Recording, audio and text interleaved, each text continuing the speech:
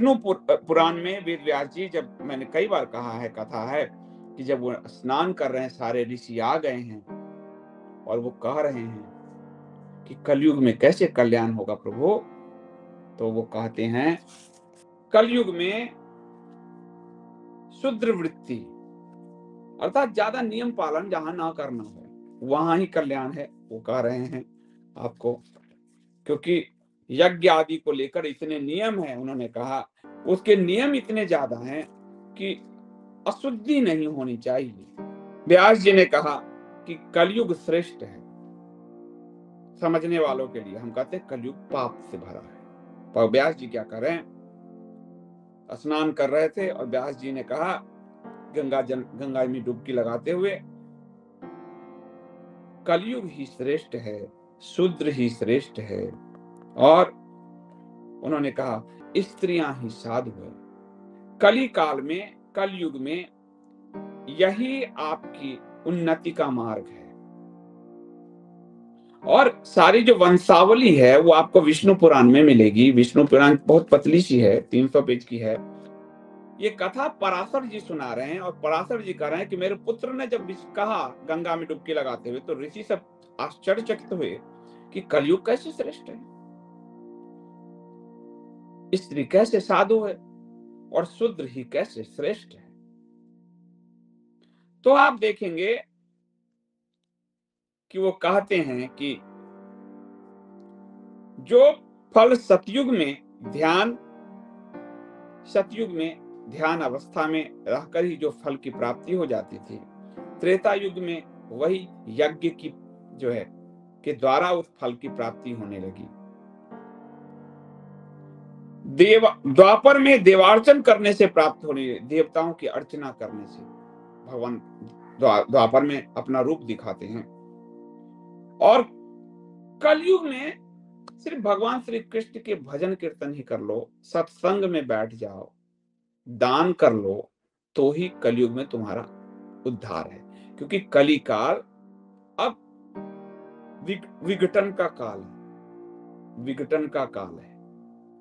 तो वहां तुम उतने तप नहीं कर सकते, वहां उतने यज्ञ नहीं कर सकते। तो हर काल के लिए अलग नियम है। गुरु आदि गुरु हैं वेद व्यास जी, तो जो वेद व्यास जी कह रहे हैं उसको समझिए। क्योंकि इस काल में तो वेद व्यास जी कहते हैं कि श्री कृष्णचंद्र का नाम कीर्तन करोगे, उसी में तुम्हारा कल्याण हो जाएगा, यानी भक्ति में ही तुम्हारा कल्याण है। सत्संग कर रहे हो तो कल्याण है तुम्हारा, वो कह रहे हैं। और वो कह रहे हैं, हे धर्म ज्ञानियों, कलयुग में थोड़े से परिश्रम से ही पुरुष को महान धर्म की प्राप्ति हो सकती है, बस वो थोड़ा परिश्रम कर ले। सतयुग में उसको वर्षों वर्षों जो तपस्या करनी पड़ती थी, कलयुग में एक दिन के धर्म की साधना से वो उस स्तर को प्राप्त कर सकता है। वो कहते हैं इसलिए मैं कली से अति संतुष्ट हूं। तो वो कह रहे हैं तो फिर शूद्रों को भी आपने श्रेष्ठ बताया है, क्यों? अगर काल गणना से देखें, इसलिए आप देखिएगा आज की कलयुग में, देखिए कलयुग में जैसे आरक्षण व्यवस्था है, जैसे आप आज देख लीजिए, किसी भी चीज में आप देख लीजिए, उसमें ये पुराण कह रहे हैं ये उनका ही काल है। क्योंकि शासन व्यवस्था सब अपने अपने हिस्से का कर चुके हैं। क्षत्रियों ने भी शासन किया, ब्राह्मणों ने भी, ब्राह्मण का जो ज्ञान की परंपरा थी उसको आगे बढ़ाया, वैश्यों ने व्यापार से पूरे भारत को कहां तक पहुंचाया। अब उनका काल है जो श्रमिक वर्ग है, जो सेवा के कार्य में लगा है। इसलिए कलयुग में आप प्रधानमंत्री होंगे, राष्ट्रपति होंगे, आरक्षण व्यवस्था होगी, सब होगा। तो कलयुग उनका काल है।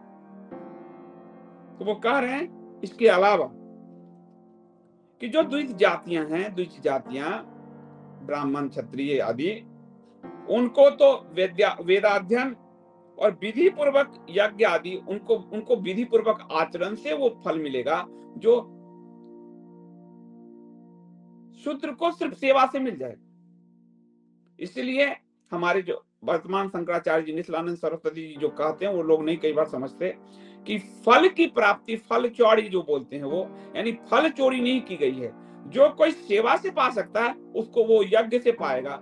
यानी ब्राह्मण अपने यज्ञ में त्रुटि करे तो उसको वो प्राप्ति नहीं होगी, लेकिन एक शूद्र, इसलिए पुराणों में ये कथा आते हैं कि वो अगर मन से सेवा ही कर रहा है तो वो स्वर्ग में पहले मिलेगा, आपको ब्राह्मण नहीं मिलेगा। फल में कोई भेदभाव नहीं किया गया है।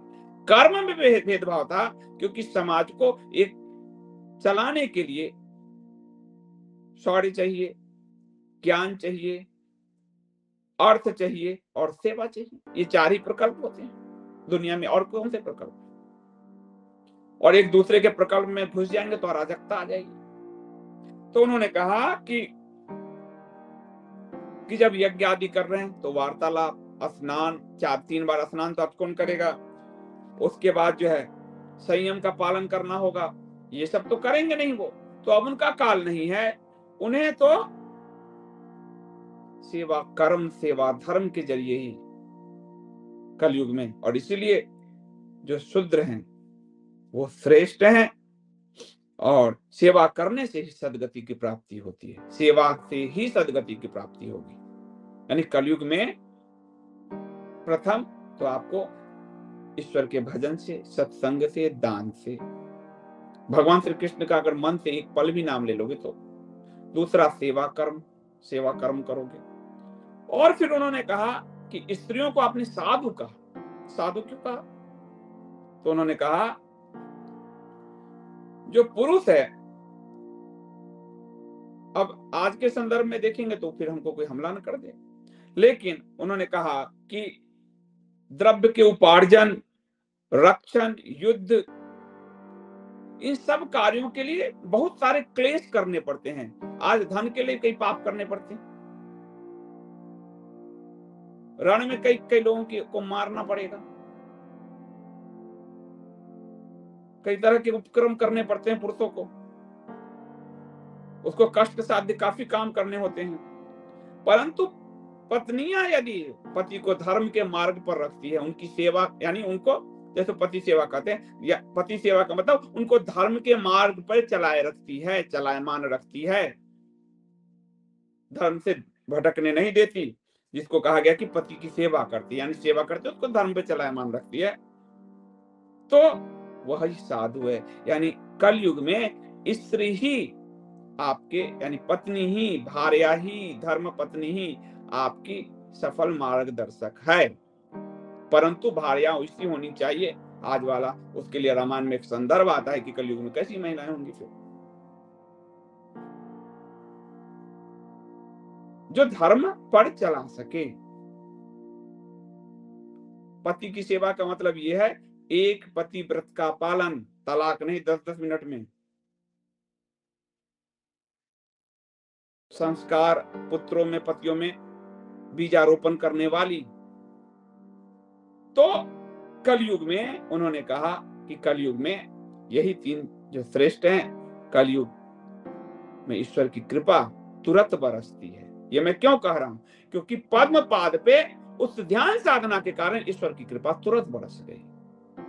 इसलिए मैं आपको विष्णु पुराण के संदर्भ में ले गया, क्योंकि आज के मैकाले पुत्रों को समझ नहीं आएगा ये बात, इसलिए मुझे उसके संदर्भ लेने पड़े, क्योंकि कली काल में साधारण साधना, साधारण भक्ति से भी आप तर सकते हो।